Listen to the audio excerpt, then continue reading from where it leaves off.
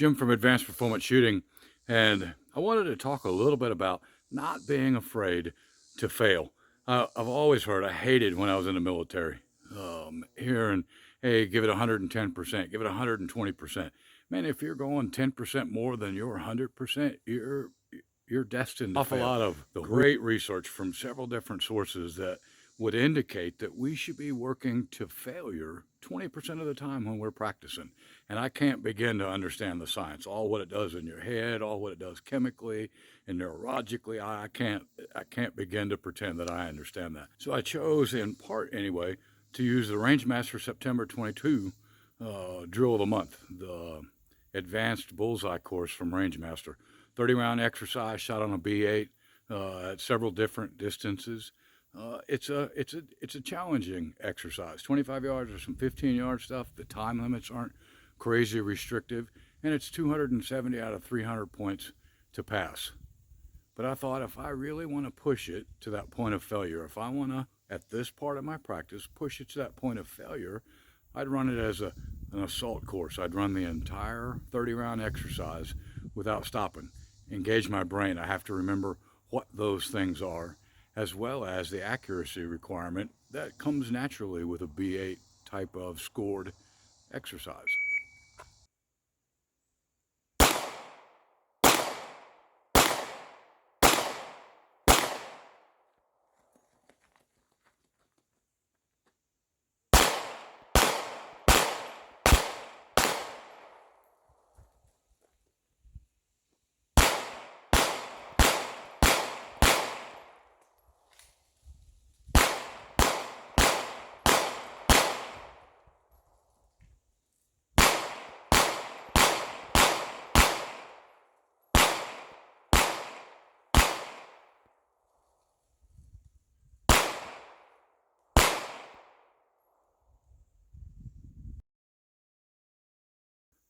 There's probably an unlimited number of ways that we could work towards failure 20% of the time, push ourselves past our 100% 20% of the time. There's probably an unlimited way we could do that.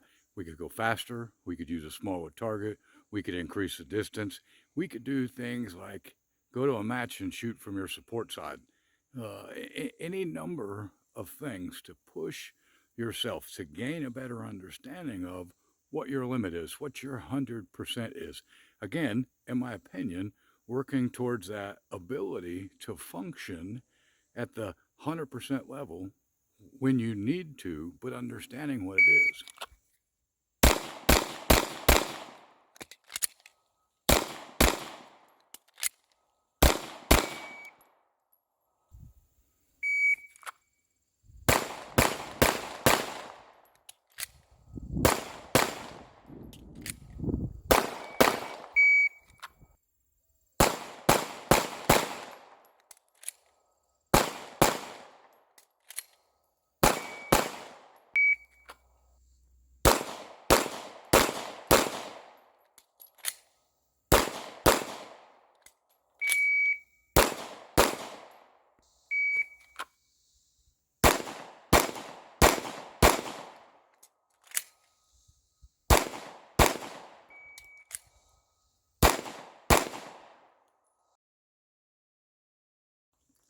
We have to push ourselves harder in training. We have to find those things that allow us to increase our 100%.